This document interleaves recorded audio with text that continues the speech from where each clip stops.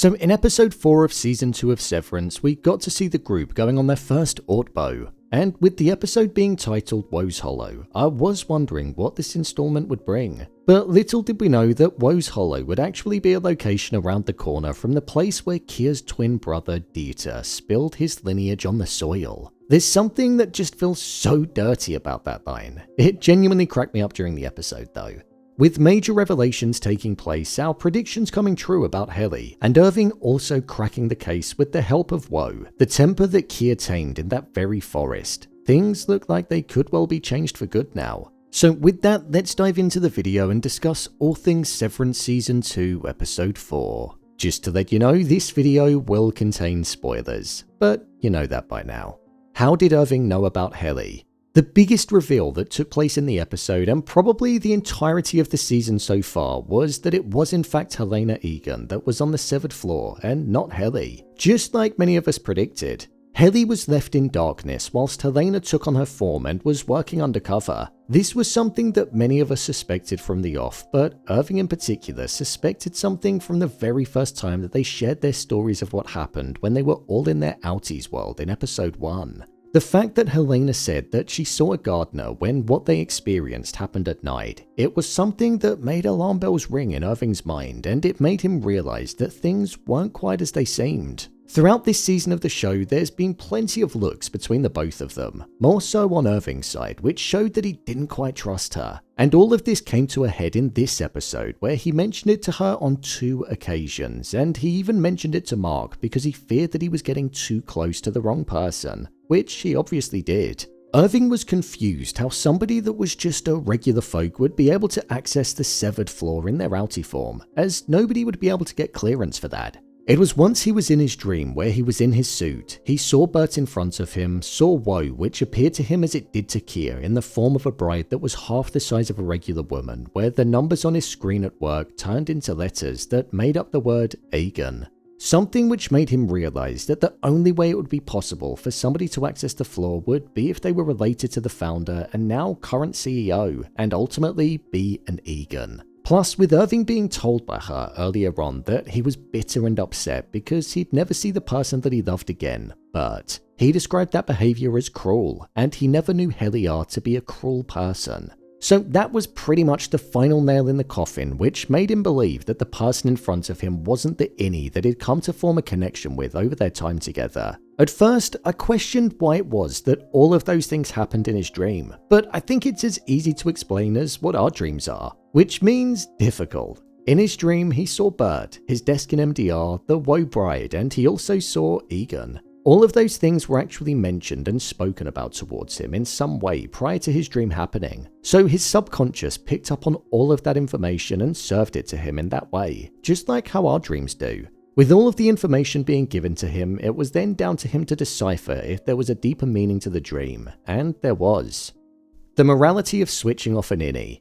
May Kier's mercy follow you into the eternal dark. Whoa. That is some serious business being spoken by Mr. Milchick, a line that's actually often used with executions where they say, "May God have mercy on your soul." We literally saw Irving B being sentenced to death, execution style in this episode. This episode started with Irving entering his Innie form, and it concluded with him departing from his Innie form forever. He was given permanent dismissal with immediate effect because he was drowning Helena, and he wasn't going to stop until they brought back Helly. Honestly, I feel like we've never seen Mr. Milchick like this, and it was a side to the character that I feel we probably won't see again anytime soon. There was anger, rage, disappointment, and disgust at what Irving did, and it led him to do the equivalent of sentencing him to death. This is actually a question that I feel the show has posed a lot in this season of the show, the value of the life of an Innie compared to its outie. Each Innie operates with its own personality, has its own memories, relationships, and feelings, things that the outies don't ever see or understand. Irving being plunged into eternal darkness and never being allowed back is something that not only impacts him, but it impacts everybody else that he once knew, meaning that they'll most likely mourn him in the same way that the outies mourn people that die. When you think about it, eternal darkness with no possibility of returning is the equivalent of death on the outside. So I imagine the entire group are going to be struck with grief in the coming episodes as Irving will no longer be around. It's almost as if this Irving was riddled with the pain of not being able to see Bert, and he had that loneliness and emptiness that was consuming him. So not only did he see this as a way of being able to get switched off, but it was also a way of uncovering the truth. Way back in episode 1, Irving was hoping to be plunged into that darkness, so it's as if he got what he wanted. He was at peace with it as he closed his eyes and listened as Mr. Milchick said, "Your workspace will be cleared. Any personal items discarded. Your file, including any and all professional and personal interactions, will be purged and destroyed. It will be as if you, Irving B., never existed, nor drew a single breath upon this earth." It's bleak, I know. But judging by what Milchick said, I wonder if Lumon might well be able to alter the memories of the Innies and prevent them from knowing anything about Irving. That's one way to potentially interpret what Milchick said. But regardless, he sentenced Irving B to death, and it genuinely felt like we were witnessing an old-time execution. The contrast in Mark and Helly versus Irving. A scene in this episode which was so beautifully constructed, and I only saw the beauty of it towards the end, was the scene where Mark and Helly were being intimate with one another, and it was constantly being linked with and was connected to the scene of Irving wandering through the forest in the dark, where he eventually laid his head down on a rock and slept for the night. I was so confused at first as to why the two scenes were interconnected, but the longer it went on, the colour difference in the scenes and the way it concluded showed the difference. With Mark and Helly, there was a warm orange hue that provided that sense of warmth, and they were in a closed-off space, which also added to the closeness that was there between them. Add in the fact that they've got nothing on and they couldn't be closer to each other. It showed the togetherness and feeling that was present when you're with somebody that you care about. With Irving, it was the complete opposite. As Helly said, he was acting the way that he was because he knew that he was never going to see Bert again, and he was mourning the character that he'd fallen for whilst working at Lumon. And this was a feeling that had been present within Irving for most of the season. So with him wandering through the forest in the dark, it highlighted exactly that. It was cold, there was no light, and there was a focus on the vast open landscape that was around him, showing that he was all alone. This really captured the feeling that Irving had inside of him with how he was feeling about Bert. But with him also saying that he almost froze to death, that was again the complete opposite to what we saw with Helly and Mark. The contrast was apparent, and I thought it was a nice touch in the way that it was delivered. It showed us how all three of those characters were feeling in that moment from a visual perspective. The colour difference in the outfits. One thing that I feel stood out in this episode was the colour of the outfits that the MDR employees were wearing, and also the outfits that Milchick and Miss Huang were wearing. They were pretty much the exact same, but the only main difference was in the colours. Black for Mark, Helena, Irving and Dylan, and white for Milchick and Miss Huang. At first, I was trying to draw different connections as to why it would be like that, whether it was just a superiority thing. But I feel like at the core of this episode, there were religious themes, especially with the link to what could be considered Kier's origin in him taming tempers for the first time. So in looking at the way that the colours are often used in the Bible, white is often used to symbolize holiness and righteousness, and black is often said to be connected to darkness, sin, and the consequences of rebellion. This is something that I feel you could see within these characters. For example, with Mr. Milchick and Miss Huang, they were two individuals that are more senior than the members in MDR, and you could argue are closer to the teachings of Kier Eagen. So they've earned the right to be in white, whereas the MDR team being in black and having previously been known to rebel and still be looking for deeper answers, that's almost symbolic of the colour that they're wearing. They were embarking on this journey which was leading them to the fourth appendix, the text that Kier wrote right up until the moment that he died, ultimately allowing them to follow in the footsteps of the twins, almost showing that this was their journey to be enlightened and to believe in Kierism even more. They were in black because they were yet to feel the righteousness and holiness of the Eagen cult, so I feel like that's probably why there was a difference in the colour of the clothing that they were wearing. More connections to the Bible. As well as the colour of the outfits, it felt like there were a few other connections to the Bible in this episode. For example, the group being put on this journey was something that felt like it was done to enable them to feel closer to the founder of Lumon, Kier Eagen. Something that felt like it was mirroring Jesus going on journeys throughout the Bible to get closer to God. Another way I feel it connected was the fact that the handbook was almost being treated like it was a Bible. It was considered and widely recognized that every word was the truth. However, the likes of Mark and Helena were interpreting it to be something completely different. It's often said that the Bible, because it's so old, the words and stories can be interpreted in different ways, and certain things are interpreted as metaphors. So what it felt like this was showing us even more was that Kier Eagen was viewed as this godly figure amongst those that chose to believe the words as ridiculous as chapter 1 in the 4th appendix. Although I would say Kier and the thieving nanny did sound like it could have been a compelling read.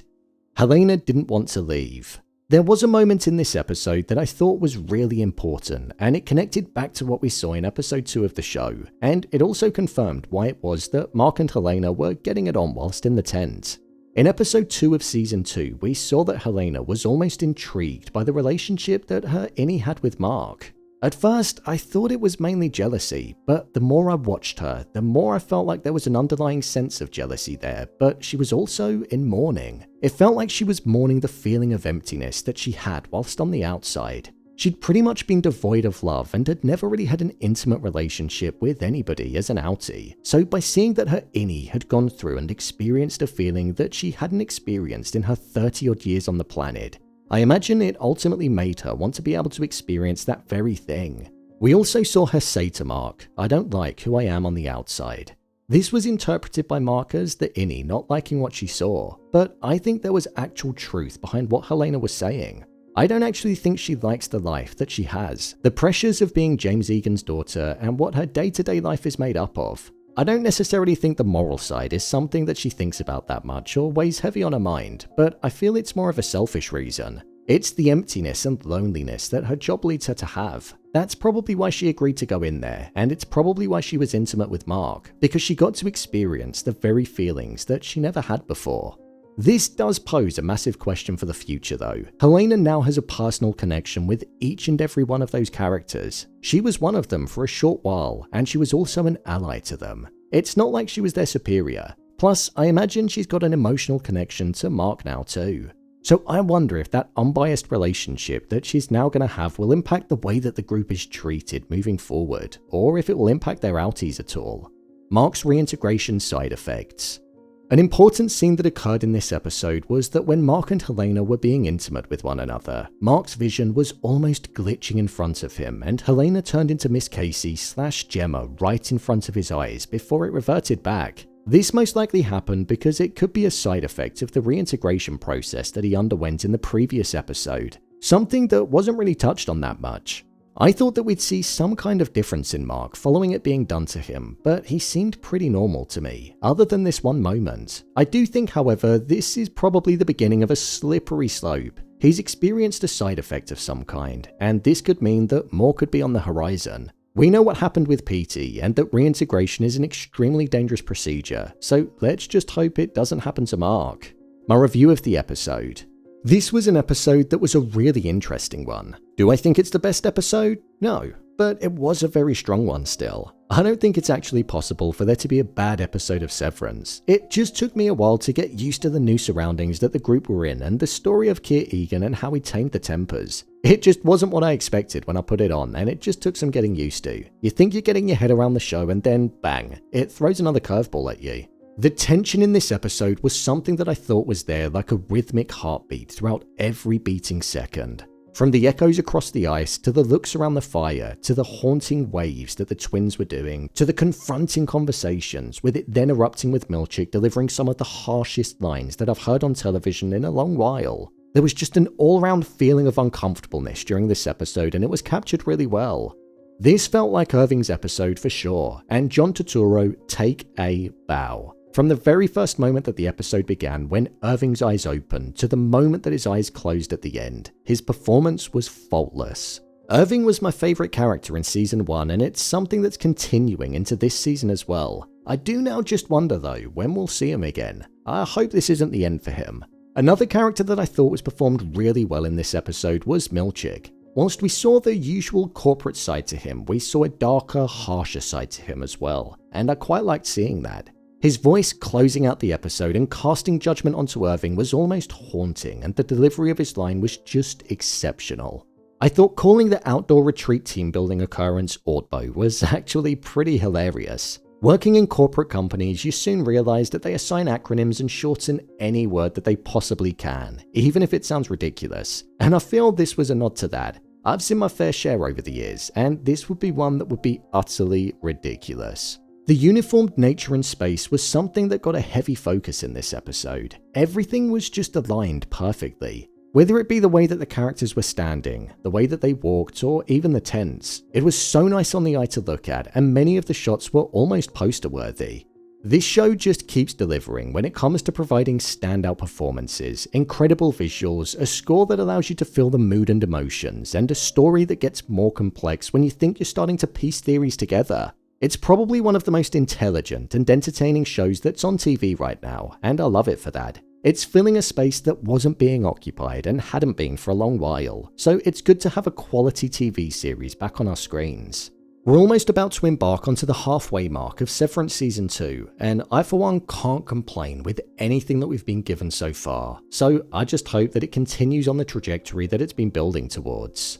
So, there you have it, Severance Season 2 Episode 4 Ending Explained. If you want to see more episodes of Severance being broken down, then click on the card in the top corner. There's a playlist there. And also be sure to hit the subscribe button so you don't miss the future episodes that I'll be breaking down. What did you think of Episode 4? Share your thoughts in the comments. As always, thanks for tuning into the video and I'll see you in the next one.